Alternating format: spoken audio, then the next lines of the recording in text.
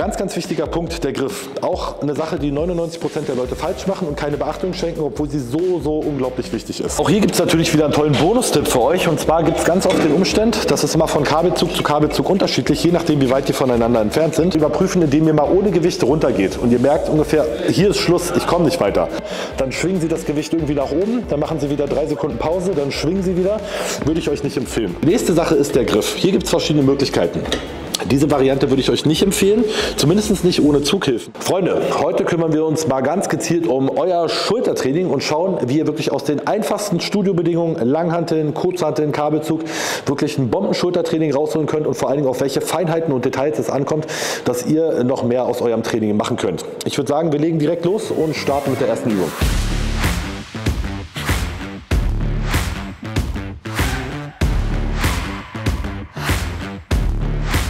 Wir starten mit der hinteren Schulter und hier würde ich euch auch grundsätzlich empfehlen, weil es einfach wirklich eine große Schwäche für die meisten ist, das Schultertraining grundsätzlich mit der hinteren Schulter zu starten. Das wärmt euren Schultergürtel nicht nur insgesamt sehr gut auf, um später auch Drückübungen auszuführen und nimmt euch auch gar keine Performance weg. Ein Gerät, was ihr wahrscheinlich alle in irgendeiner Form im Studio habt, ist natürlich der Butterfly Reverse.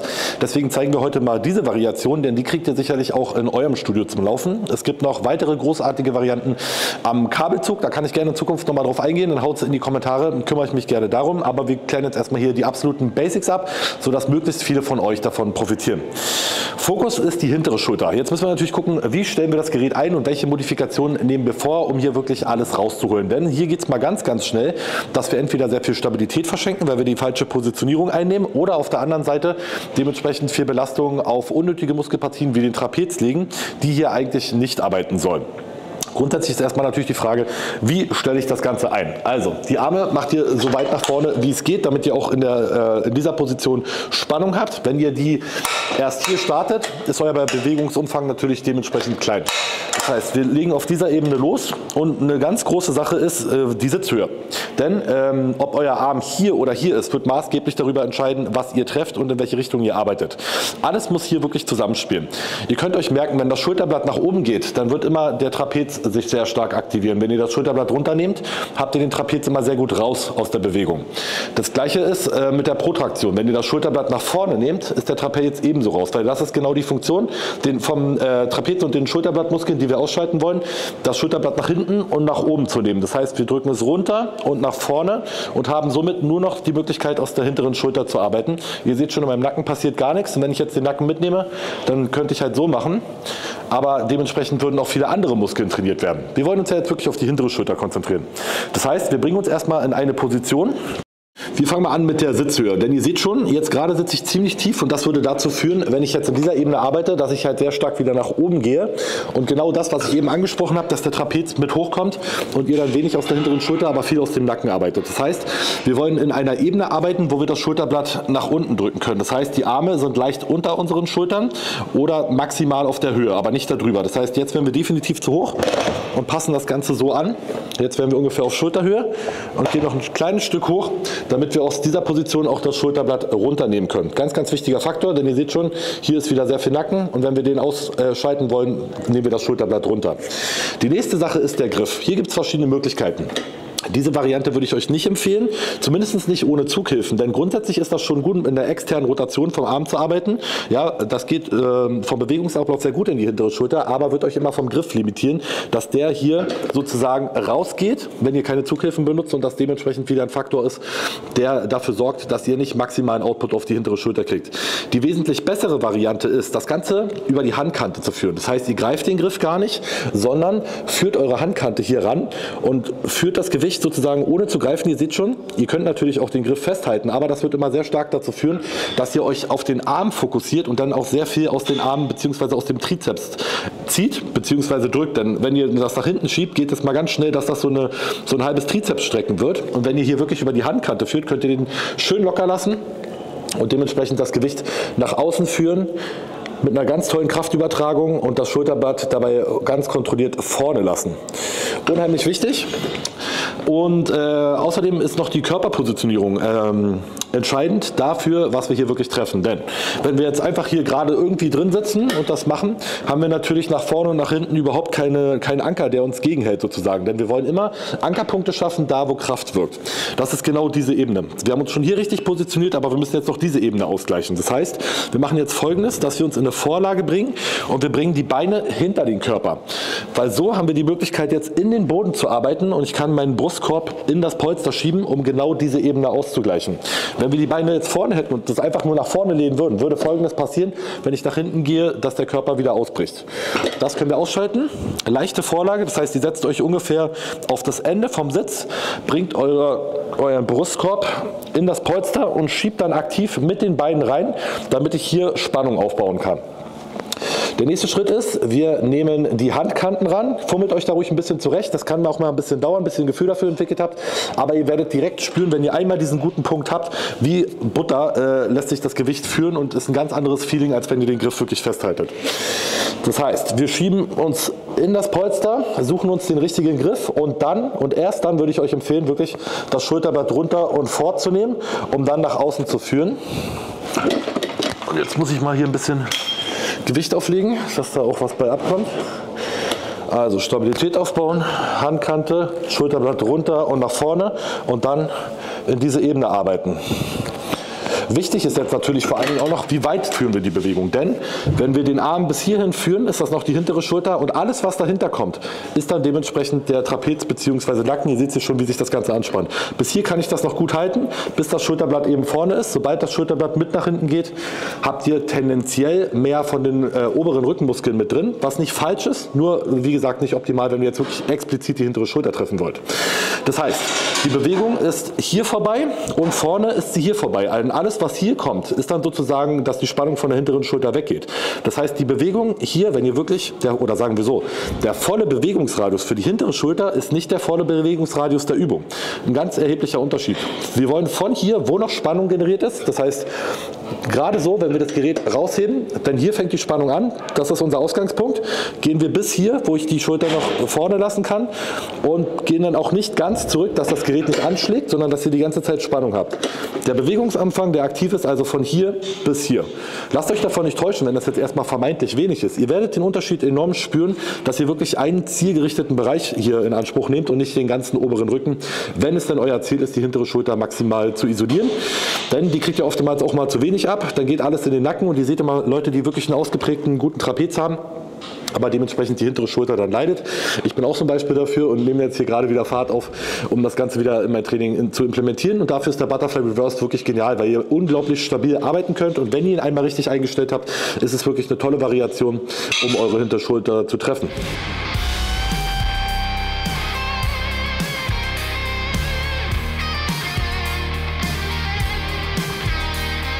Zwei Bonustipps gibt es hier noch zum Abschluss für euch, und zwar, das ist einmal die Kopfposition, denn der Körper funktioniert immer als Kette. Das heißt, wenn ihr euren Kopf hoch oder runter nehmt, wird das auch immer einen Einfluss auf eure Brustwirbelsäule haben. Ja, ihr merkt das zum Beispiel auch bei Übungen wie Kniebeugen oder so, wenn es wirklich schwer wird und ihr nicht mehr nach oben guckt, sondern dann irgendwie mal den Kopf runternehmt vor der Erschöpfung, wird immer Folgendes passieren: Euer Oberkörper kollabiert und dementsprechend gebt ihr auch wieder Stabilität auf. Hier können wir uns das zunutze machen, indem wir auch den Nacken wieder vermehrt rausnehmen, indem wir den Kopf ein Stück nach vorne nehmen. Denn alles, was wir wieder hier machen, geht halt wieder in diese Ebene nach hinten zu arbeiten. Und dementsprechend, wenn ihr hier seid, den Kopf leicht nach vorne zu nehmen, kann schon dabei helfen, nicht immer das zu machen und den Nacken hier dementsprechend rauszunehmen. Die zweite Sache ist, es gibt Geräte, wo dieser Hebelarm hier relativ scharf ist und sich nicht gut anfühlt in der Handkante. Da könnt ihr einfach die Level Power Grips rummachen und dementsprechend hier einmal rumwickeln, sodass ihr sozusagen einen Polster an der Hand habt, weil das gummiert ist und somit noch angenehmer, sage ich mal, über diese Ebene führen könnt, sodass dieses Gehäuse hier sozusagen nicht immer die Hand einschneidet. Ist von Hersteller zu Hersteller unterschiedlich, aber in manchen Geräten oder auch gerade, es gibt natürlich auch Variationen, die haben nur diesen geraden Griff, so diese Oldschool Gym 80 Dinger und so weiter, habt ihr alle schon mal gesehen, die haben diese Griffvariation gar nicht, sondern nur einen geraden Stab, und da kann es halt schwierig sein, auch den richtigen Druckpunkt zu finden. Den erweitert ihr natürlich, wenn ihr diesen Fat Grip drum habt, dass die Auflagefläche größer ist und ihr dann auch die Möglichkeit habt, bei diesen geraden Variationen richtig aus dem Handrücken zu arbeiten. Probiert das unbedingt aus. Das auf jeden Fall hier erstmal die Basics zum Butterfly Reverse. Ein Gerät, wo unglaublich viel falsch gehen kann, sollte man gar nicht meinen, aber mit den Anpassungen seid ihr auf jeden Fall auf der richtigen Seite. Seitliche Schulter, unglaublich wichtiger Punkt im Schultertraining, denn die kann nicht groß genug sein und wird euch immer mehr Weite verschaffen. Deshalb priorisieren wir die hier auch mit einer ganz speziellen Variation, denn diese ganzen normalen Seithebe-Varianten kann man natürlich irgendwo zum Laufen kriegen, aber mit einem Kabelzug habt ihr hier wirklich eine Option an der Hand, die wirklich genial funktioniert, ein maximal stabiles Setup bietet und euch auch vor allen Dingen die Variationsmöglichkeiten, die Übung wieder an eure Strukturen anzupassen. Grundsätzlich könnt ihr euch merken, Ziel im Hypertrophie, also Muskelaufbautraining, ist es immer, möglichst viel Stabilität zu schaffen. Denn das wird immer gewährleisten, dass wir limitierende Faktoren, wie zum Beispiel die Gesamtkörperstabilität, ja, in der Kniebeuge zum Beispiel limitiert wird und wir zum Beispiel auf Übungen wie eine Hackenschmidt oder eine Kniebeuge in der Multipresse zurückgreifen, wo wir uns weniger aufs allgemeine Stabilisieren konzentrieren und dann insgesamt mehr Output auf den Zielmuskel legen können. Hier ist es genauso. Bevor wir jetzt stehen und durch die Gegend schwingen, nehmen wir uns die Bank zur Hilfe, die uns halt als Stütze dient, sodass wir halt wirklich alles andere ausschalten können und hier wirklich nur aus der Schulter arbeiten. Wir sind an einem Doppelkabelzug. Das Ganze funktioniert natürlich auch einarmig an anderen Geschichten, falls ihr jetzt nicht genau dieses Modell im Studio habt. Da kann man ein bisschen kreativ werden, aber das wäre auf jeden Fall die Nonplusultra-Variante. Ihr braucht einen Doppelkabelzug, ihr braucht die Bank und ihr braucht auf jeden Fall die Level-Handschlaufen. Ganz, ganz wichtiges Tool fürs Schultertraining, wo wirklich eine ganze Menge Arbeit reingeflossen ist, um die dann dementsprechend so bearbeiten zu können, dass wir auch ähnlich wie beim Butterfly Reverse nicht mehr aus der Hand arbeiten bzw. das Gewicht greifen müssen, sondern einfach nur über den Handrücken führen und somit die Armmuskulatur komplett rausnehmen können.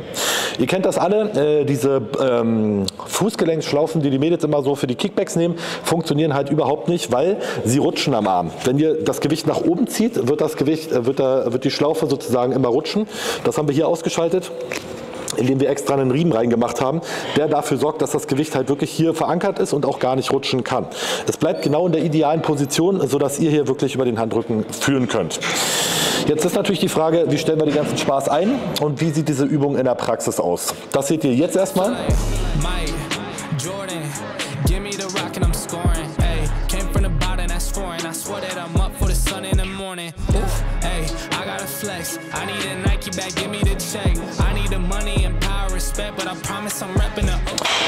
Wir stellen jetzt als allererstes mal die Bank richtig ein. Hier gibt es eigentlich gar kein richtig oder falsch. Ich würde euch aber empfehlen, die Bank definitiv nicht gerade einzustellen, weil das wird immer dazu führen, dass wenn ihr lange liegt und einen Satz mit hohen Wiederholungszahlen macht, dass euch das Blut in den Kopf schießt und ihr dann dementsprechend vielleicht irgendwie Druck auf der Birne habt und nicht Druck in den Schultern. Von dem her kann es schon helfen, das Ding ein oder vielleicht sogar auch zwei, das ist persönliche Präferenz, Stufen hochzustellen, dass der Kopf in einer erhöhten Position ist und ihr nicht den Pump im Kopf, sondern in den Schultern sozusagen habt.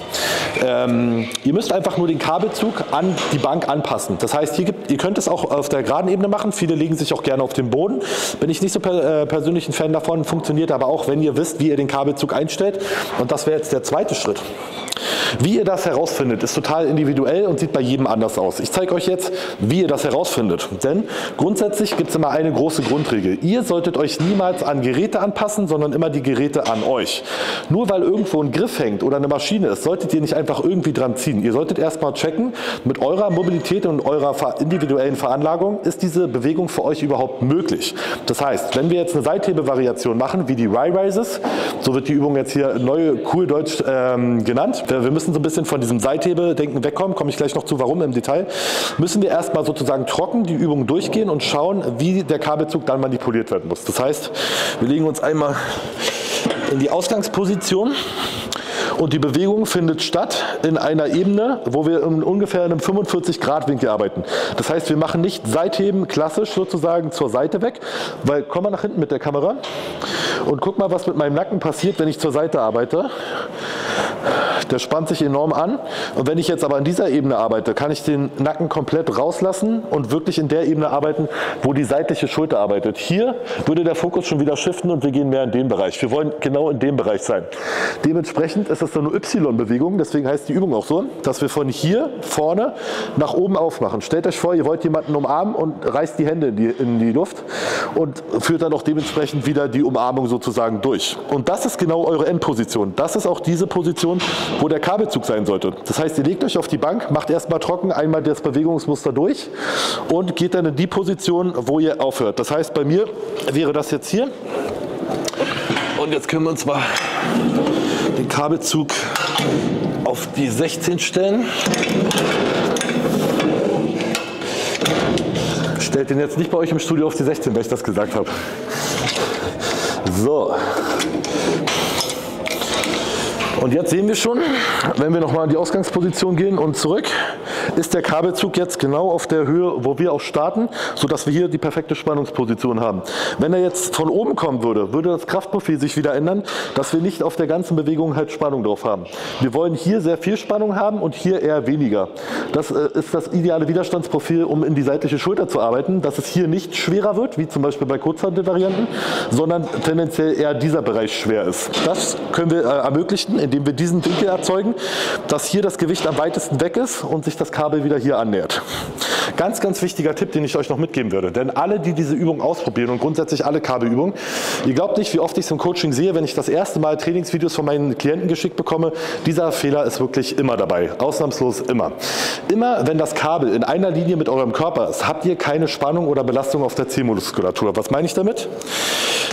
So, zum Beispiel jetzt beim Seitheben. Wir nehmen mal die Schlaufen zur Hilfe. So. Der Winkel ist immer entscheidend.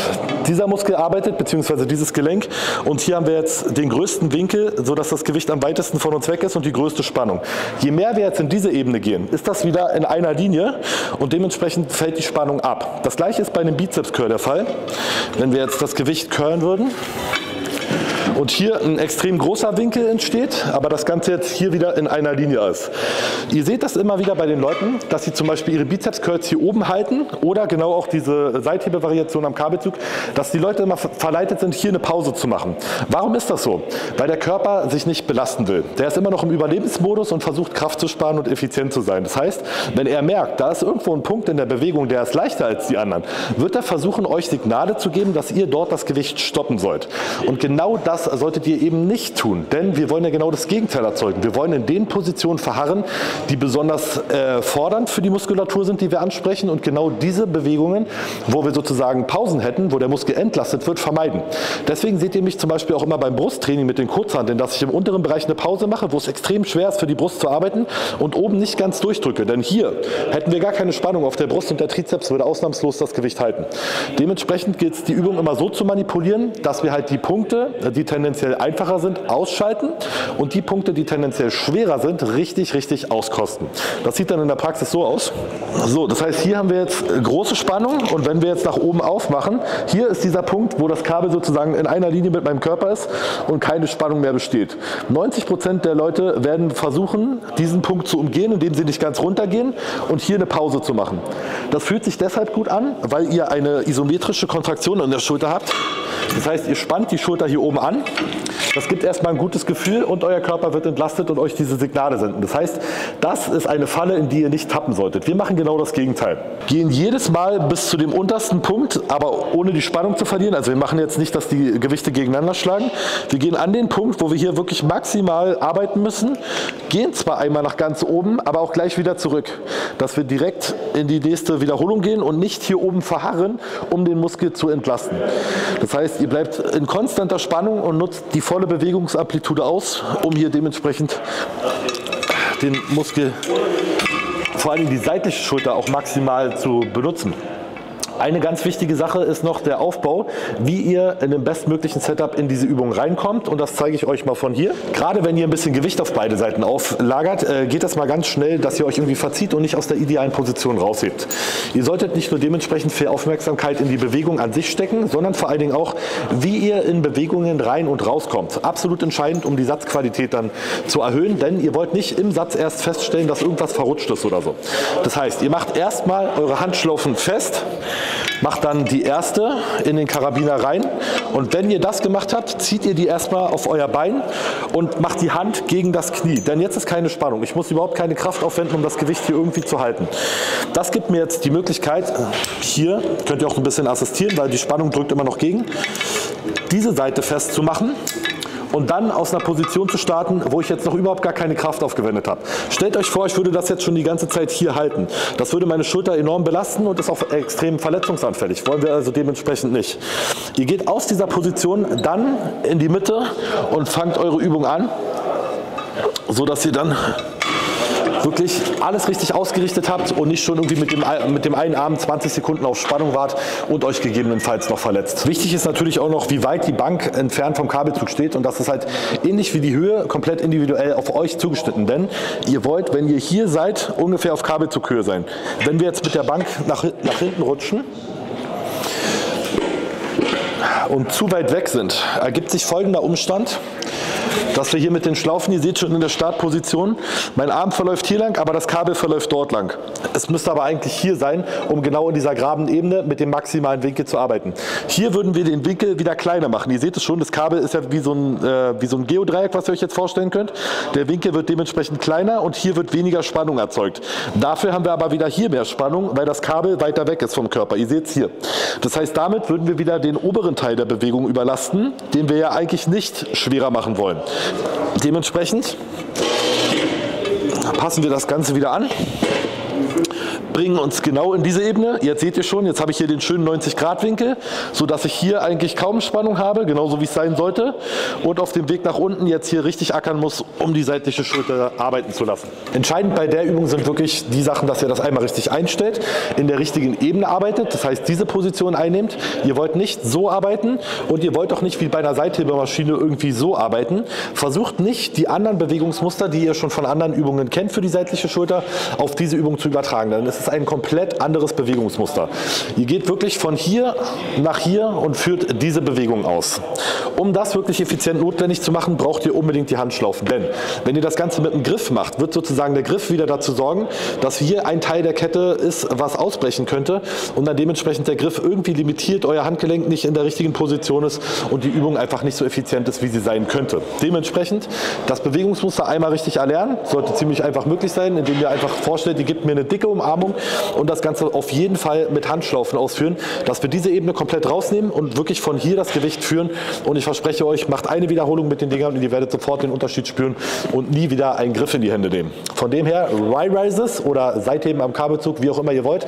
Hauptsache ihr führt die Übung durch, denn die wird ordentlich in euer Schultertraining knallen. Auch hier gibt es natürlich wieder einen tollen Bonustipp für euch, und zwar gibt es ganz oft den Umstand, das ist immer von Kabelzug zu Kabelzug unterschiedlich, je nachdem wie weit die voneinander entfernt sind, dass das Kabel bei der Bewegung aneinander schlägt, was euch dann richtig abfuckt und den Satz versaut, weil einfach der Bewegungsumfang eingeschränkt wird. Das sieht dann immer so aus, dass die Kabel hier gegeneinander kommen und das total die Bewegung limitiert. Da gibt es einen ganz einfachen Trick, wie wir die ganze Sache umgehen können. Ihr nehmt den Karabiner ab mit der Handschlaufe und packt ihn hier ans Ende des Kabelzugs, sodass das blockiert sozusagen. Das löst schon das Problem und wird dazu führen, dass wir halt die Ebene von hier nach hier verlagern und der Kabelzug somit mehr Raum gewinnt, sodass wir jetzt hier Platz haben. Ihr seht schon, wir haben den Winkel verändert und jetzt stoßen wir hier nicht mehr nebeneinander, weil der Karabiner an einem viel tieferen Ende anfängt. Das heißt, wir können jetzt hier arbeiten, ohne irgendwie limitiert zu sein und das Ganze aneinander schlagen zu lassen. Funktioniert auch bei vielen anderen Übungen. Das heißt, immer wenn diese Kabelzüge sich irgendwie in irgendeiner Art und Weise behindern, wird euch dieser Trick enorm helfen, das Ganze über die ganze Range auszuführen.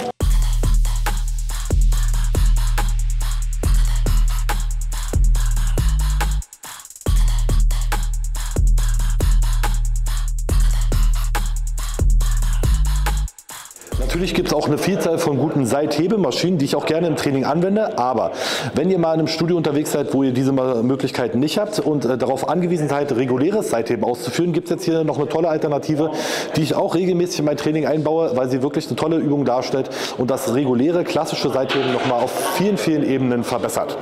Wir nehmen uns wieder eine Bank zur Hilfe, wer hätte es gedacht, Stabilität ist auch hier wieder unser bester Freund, und führen eine Übung aus, die dem Seitheben jetzt eigentlich gar nicht mehr wirklich ähnlich ist, sondern in einer komplett anderen Ebene Ebene arbeitet. Den absoluten Top-Fehler, den ich bei der Übung ganz oft sehe, ist, dass die Leute das irgendwo mal auf Insta oder TikTok sehen, versuchen nachzumachen, aber noch nicht richtig verstanden haben, wie sie diese Übung wirklich optimal für sich nutzen.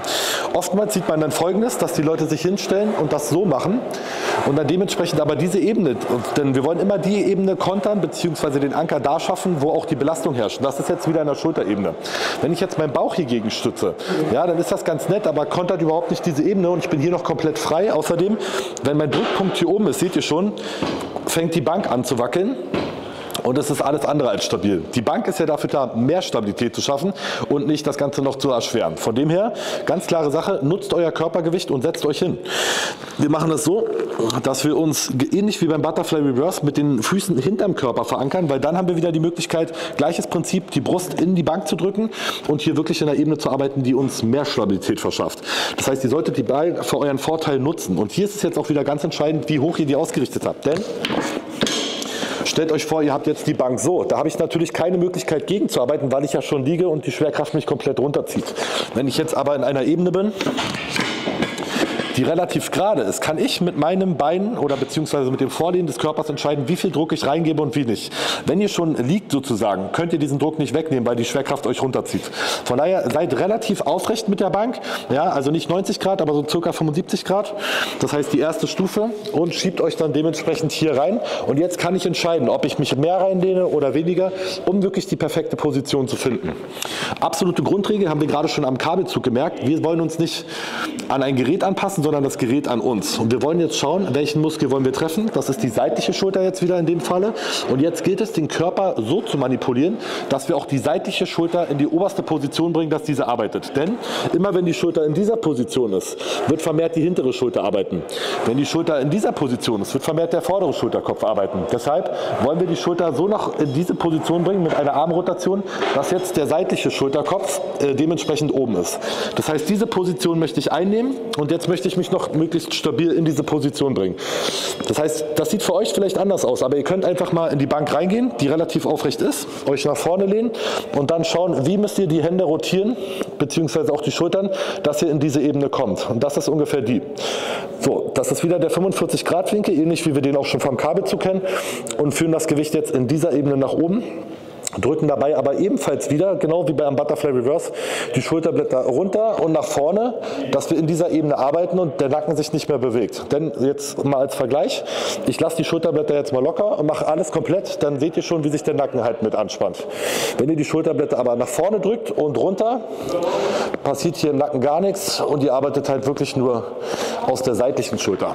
Ganz erheblicher Unterschied für alle, die halt Probleme haben, wirklich in diesen gezielten Bereich reinzukommen. Für viele funktioniert auch alles und die müssen nur irgendwas machen, aber alle, die da Probleme haben, können das gerne mal probieren, um den Nacken auszuschalten und dementsprechend wirklich in dieser Schulterebene zu arbeiten. Entscheidend auch hier wieder ganz klar der Armwinkel, denn ihr solltet wieder wegkommen vom klassischen Seitheben, dass ihr wirklich zur Seite wegheben wollt, sondern ihr geht wieder in diesen 45-Grad-Winkel, plus minus natürlich, das kommt ja auf eure individuelle Veranlagung an und arbeitet dann wirklich in diesem Y-Winkel, sage ich jetzt mal eher, statt in diesem T-Winkel.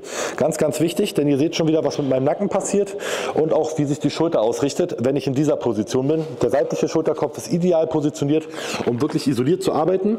Und alles, was mehr nach vorne gehen würde, wäre wieder mehr auf die vordere Schulter. Alles, was hinten funktioniert, würde halt mehr an den Trapez gehen. Das heißt, merkt euch bei Seithebevariationen, die entweder am Kabelzug oder mit Kurzhanteln laufen, diese Ebene und bleibt hier auch. Hier ist das Widerstandsprofil natürlich so, dass wir oben eine sehr große Spannung haben, entgegen dem Kabelzug, und hier unten gar keine Spannung. Denn hier ist wieder das Gewicht in einer Linie mit der Schwerkraft und der Körper wird natürlich wieder versuchen, wie wir es jetzt schon aus den anderen Übungen kennen, hier eine Pause zu machen. Und diesen Punkt werdet ihr wieder umgehen. Tappt nicht erneut in die Falle, hier unten sehr viel Zeit zu verbringen. Man sieht das immer wieder bei den Leuten, dass sie hier 3 Sekunden Pause machen, dann schwingen sie das Gewicht irgendwie nach oben, dann machen sie wieder 3 Sekunden Pause, dann schwingen sie wieder. Würde ich euch nicht empfehlen. Versucht wirklich in Bewegung zu bleiben und sozusagen nur bis hierhin runter zu gehen, denn alles, was hier nachkommt, hat keine Spannung mehr und wird eure Schulter dementsprechend entlasten. Das heißt, die Bewegung sieht so aus, dass ihr bis hier arbeitet, alles darüber hinaus wäre dann schon wieder sehr viel Nacken, genau bis zu dieser Ebene und geht bis hier runter, dass ihr euch genau in diesem Bewegungsradius aufhaltet. um die ganze Zeit Spannung auf der seitlichen Schulter zu gewährleisten. Auch hier gibt es natürlich wieder einen Bonustipp für euch und der ist diesmal auch auf Equipment bezogen. Ich würde euch absolut empfehlen, bei dieser Übung Zughilfen zu verwenden. Absolut entscheidend. Ihr habt es jetzt schon beim Butterfly Reverse gesehen, ihr habt es auch beim Seitheben am Kabelzug gesehen und es zieht sich durch alle Seithebevariationen durch, egal ob in der seitlichen oder in der hinteren Ebene. Ihr wollt niemals den Griff als limitierenden Faktor haben, sondern all diese Möglichkeiten rausnehmen, dass irgendwas euren Satz limitiert bis auf den wirklichen Zielmuskel. Das könnt ihr hier richtig gut umgehen, indem ihr Zughilfen verwendet, denn dann fokussiert ihr euch nicht mehr so sehr auf das Gewicht, das festzuhalten und arbeitet aus dem Arm, dass ihr hier so eine Rotationsbewegung macht, sondern wirklich aus dem Ellbogen. Ihr solltet gedanklich immer, wenn ihr auf der Bank seid, den Ellbogen nach oben bringen. Stellt euch vor, jemand drückt euch auf den Ellbogen und ihr wollt sozusagen dagegen drücken. Ihr solltet niemals aus dieser Ebene arbeiten, denn das wird immer dazu führen, dass ihr so eine Bewegung macht und die Hand über dem Ellbogen ist, was dann dementsprechend wieder die Rotatorenmanschette trainiert. Ihr kennt diese Übung am Kabelzug und genau das wollen wir nicht machen. Wir wollen in dieser Ebene bleiben und sozusagen immer aus dem Ellbogen führen und die Hand nur als Verlängerung davon. Ihr erwischt euch wahrscheinlich oftmals selber, dass ihr dann eher das macht. Achtet mal speziell drauf, denn das wird immer Belastung von der seitlichen Schulter wegnehmen und dafür sorgen, dass euer Training nicht mehr so effizient ist. Das heißt, Zughilfen helfen schon mal enorm, denn dann haltet ihr das Gewicht nicht fest, habt das nur sozusagen locker in der Hand und könnt über den Ellbogen führen.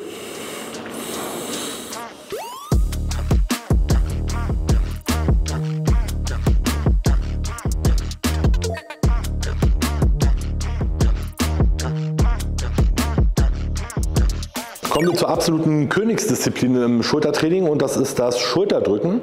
Findet bei mir ganz, ganz oft mit der Langhantel statt, einfach deshalb, weil es individuell anpassbar ist. Es gibt natürlich auch sehr gute Schulterdrückmaschinen, aber je nach Mobilität und individuellen Gegebenheiten wie Armlänge und so weiter kann es gut sein, dass die einfach nicht die beste Wahl für euch sind und eine freie Drückvariation deutlich besser geeignet ist. Ich ziehe hier ganz bewusst die Langhantel den Kurzhanteln vor, was natürlich noch großartiger wäre in Bezug auf das Ganze anzupassen, weil die Langhantel einfach aus einer wesentlich weniger verletzungsanfälligen Position rausgehoben werden kann.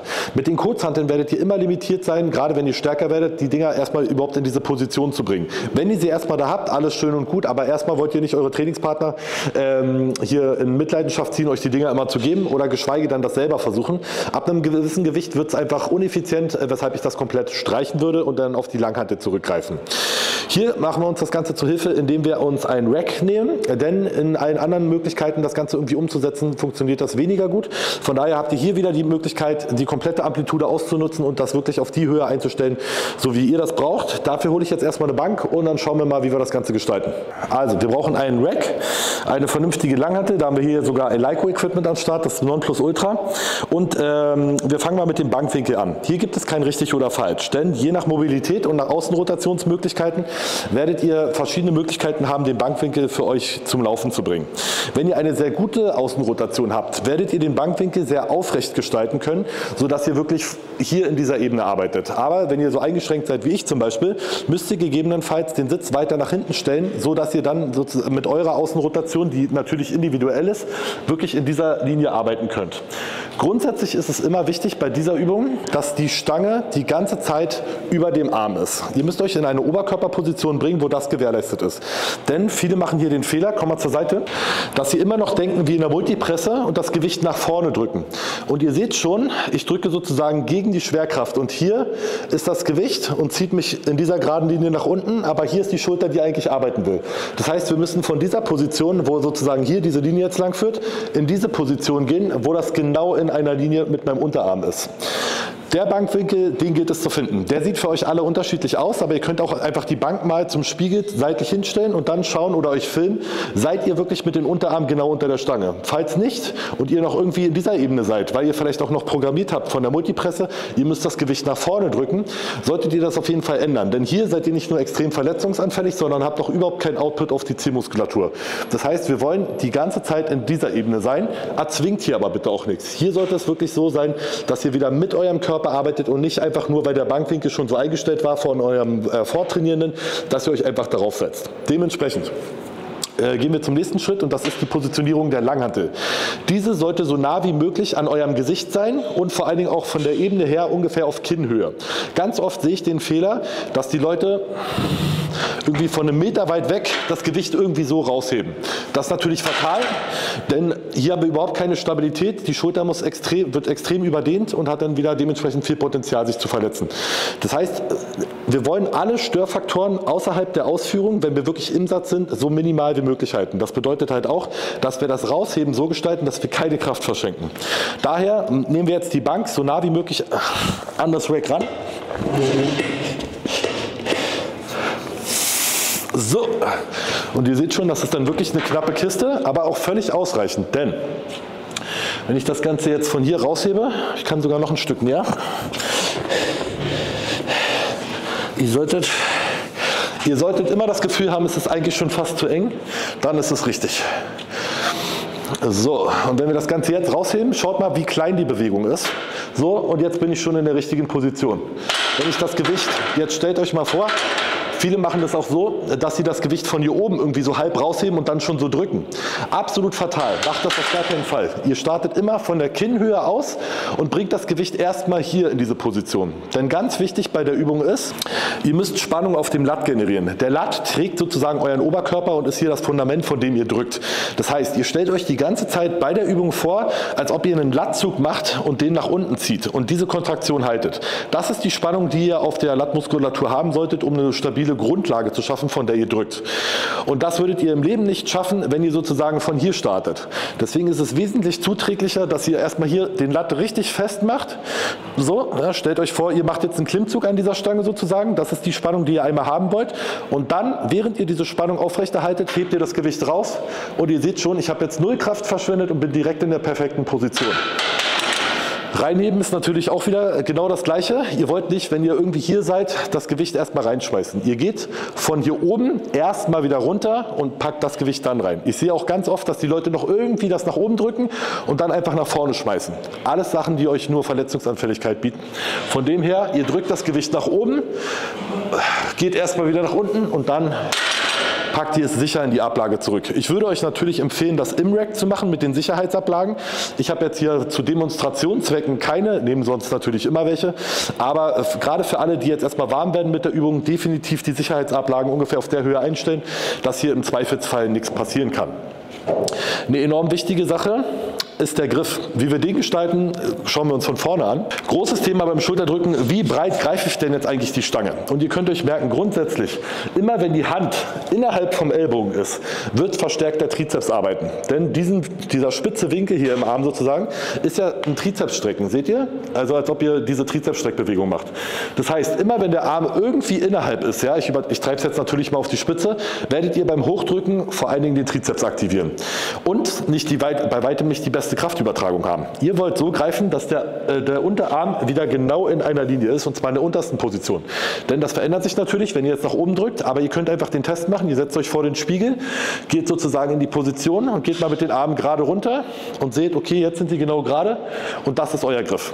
Und diesen wählt ihr dann, so dass ihr die Unterarme wirklich direkt unter der Stange habt und auch nicht zu weit außen. Denn hier habt ihr wieder eine schlechte Kraftübertragung. Selbst wenn das Rack breiter wäre, und ich würde gerne so fassen, ist die Hand jetzt außerhalb vom Ellbogen, was die Kraftübertragung wieder erschwert und die Bewegung verkürzt. Dementsprechend ist die perfekte Position immer die, dass ihr wirklich hier genau in einer Linie seid.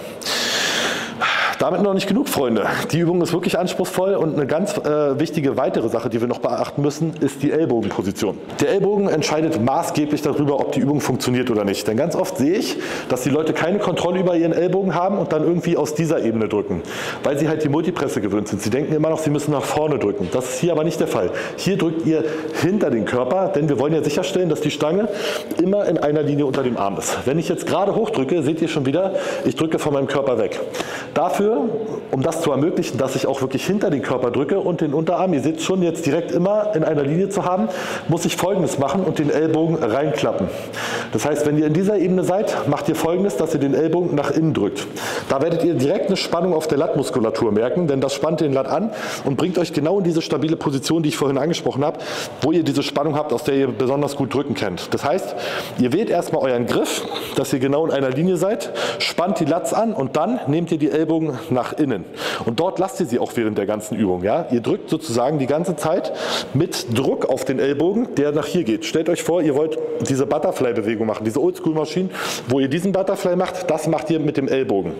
Das heißt, ihr rotiert den nach innen, so habt ihr Spannung auf dem Latt und bringt das Gewicht dann zur Seite. Das zeigen wir am besten mal jetzt hier im Detail. So. Und wollen jetzt versuchen, das Gewicht nicht vor den Körper zu drücken, sondern in der Endposition immer so, dass es direkt über dem Unterarm ist. Also ihr wollt den Unterarm bzw. den Ellbogen immer unter die Stange schieben. Wie weit ihr nach hinten geht, das ist natürlich von eurer Sitzposition abhängig und individuell. Aber grundsätzlich von der Seite gesehen sollte sich der Bewegungspfad eher nach hinten bewegen und nicht nach vorne. So, und wenn ihr gedacht habt, jetzt kann es endlich losgehen, jetzt halte ich endlich mal meine Klappe. Nein, einen letzten Punkt gebe ich euch natürlich noch mit auf den Weg, denn auch hier sage ich es wieder, der Körper funktioniert als Kette. Und wenn irgendein Teil dieser Kette ausbricht, sei es der Ellbogen, sei es eure Lattspannung oder irgendwas, wird diese Übung schief gehen oder bei weitem nicht das rausholen, was sie könnte. Ganz, ganz wichtiger Punkt, der Griff. Auch eine Sache, die 99% der Leute falsch machen und keine Beachtung schenken, obwohl sie so unglaublich wichtig ist. Die meisten Leute drücken und legen das Gewicht hinter dem Schwerpunkt ab. Dieser ist hier. Wir wollen den Unterarm immer direkt unter die Stange bringen und die Stange sollte dann natürlich auch dementsprechend hier liegen. Wenn ihr jetzt den Fehler macht und die Stange hier abliegt, liegt die Stange natürlich hinter dem Schwerpunkt und ihr werdet nicht die Kraft übertragen können. Da gibt es einen ganz einfachen Test, den ihr mal machen könnt, jetzt alle zu Hause auch. Drückt mal irgendwas mit den Fingerspitzen weg oder drückt mal irgendwas mit der Handkante weg und ihr werdet sofort den Unterschied spüren, wie viel Kraft ihr aufbringen könnt. Das gleiche Prinzip gilt auch bei allen Drückvariationen.